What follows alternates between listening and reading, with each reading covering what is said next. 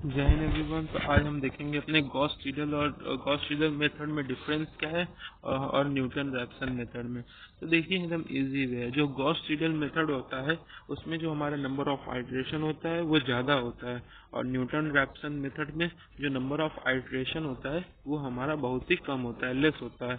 और लेकिन Gauss Seidel में क्या है, नंबर ऑफ आइटरेशन ज़्यादा है तो ज़्यादा फंक्शन होंगे, तो इसमें जो टाइम टेकन होगा आइटरेशन के लिए वो हमारा लेस लगेगा। यस, आप क्या समझे बताइए। जो नंबर ऑफ आइटरेशन जो हमारा होगा इसमें ज़्यादा है तो जो वर्किंग फंक्शन होगा उसका ज़्यादा होगा, ज़्यादा आइटरेशन वर्क कर रहे होंगे तो टाइम जो लगेगा वो आइटरेशन के लिए वो कम लगेंगे। लेकिन इसमें कम है आइटरेशन तो इसलिए यहाँ पे हमारा टाइम रिक्वायरमेंट ज़्यादा है।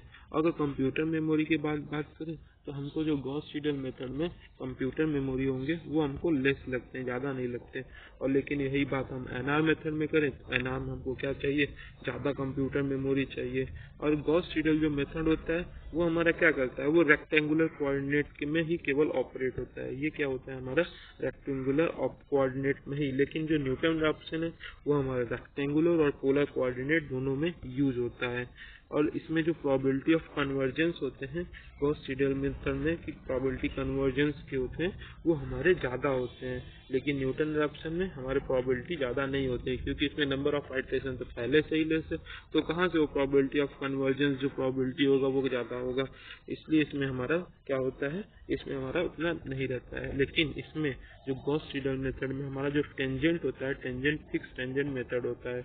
इसमें आपका टेंजेंट क्या होता है, फिक्स होता है। लेकिन आपका न्यूटन रैप्सन मेथड में जो वेरिएबल टेंजेंट मेथड होता है। तो आपको एक बार फिर से करा देते हैं रिवाइज। देखिए गॉस सीडल मेथड में हमारा जो आइट्रेशन होता है वो क्या होता है, ज़्यादा होता है। और आइट्रेशन ज़्यादा होने के बाद इन जो हमारा न्यूटन रैप्सन मेथड में था, न्यूटन रैप्सन मेथड में हमारा जो आइट्रेशन था वो लेस था।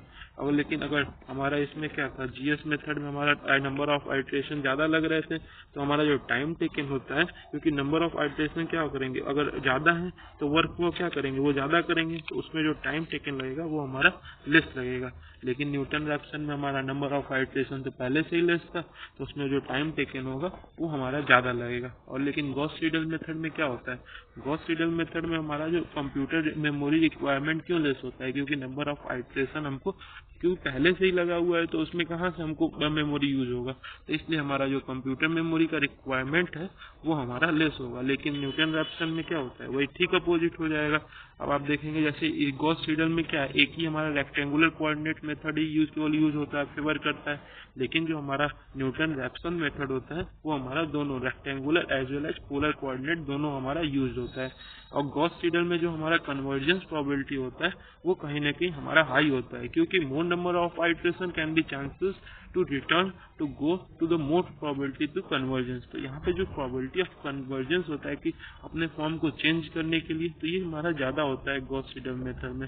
लेकिन न्यूटन रैप्सन मेथड में there will be less number of iteration, there will be less chances to convergence. तो यहाँ पे हमारा कन्वर्जेंस का प्रोबेबिलिटी क्या होता है, लेस होता है। और लेकिन अब वेरिएबल जो टेंजेंट मेथड होते हैं हमारे तो न्यूटन रैप्सन में होते हैं।